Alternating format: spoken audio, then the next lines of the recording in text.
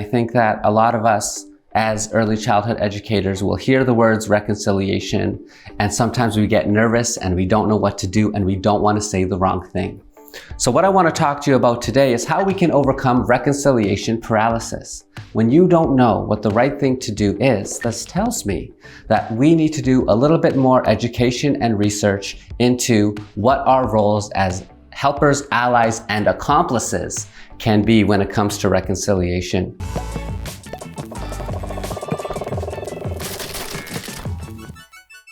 Tansei ni totamak, Michael Redhead Champagne natis nakasin. Hello, my friends. My name is Michael Redhead Champagne, and I'm so excited to spend a little bit of this mat time with all of you here today. I'm coming at you today from Treaty 1 territory in Canada. We are a really, really beautiful place. Some people call us Winnipeg, Manitoba, but for many of us that have First Nations, Métis, and Inuit background, this place has been home for much longer than it has been Winnipeg.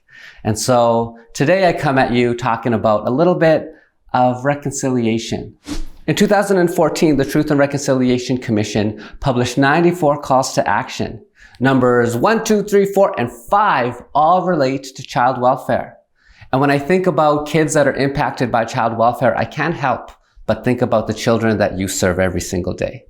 Those kids that are impacted by systems of family separation walk into your classroom and they feel welcomed, they feel loved, they feel fed, they feel cared for.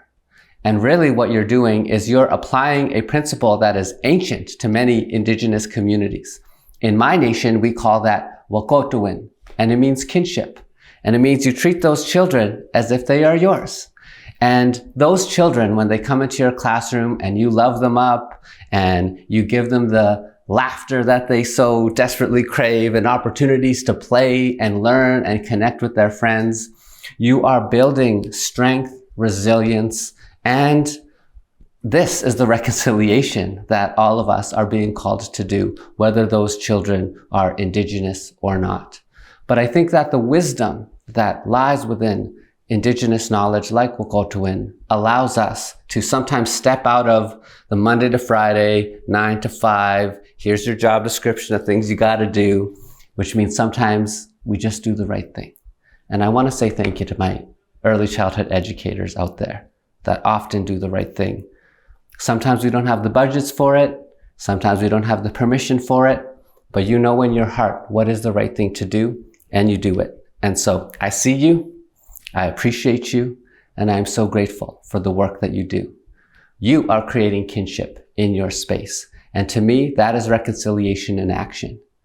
And a little bit further around reconciliation paralysis, I do think it's important for people when you get frozen and you don't know what to do, to make sure we do a little bit more of that reading. So again, I'm talking about the Truth and Reconciliation Commissions 1, 2, 3, 4, 5 that relate to child welfare, and it impacts your work as early childhood educators. So let's think about how things like health impact our families. Let's think about how we can maybe provide additional support to those parents and guardians that are bringing the kids. And let's think about how we can use the resources that we have available to us so that every child in our circle, every child in our space knows without question that they matter. And in this way, we can make every child matter for real. Thank you for what you do. Thank you for what you're gonna do.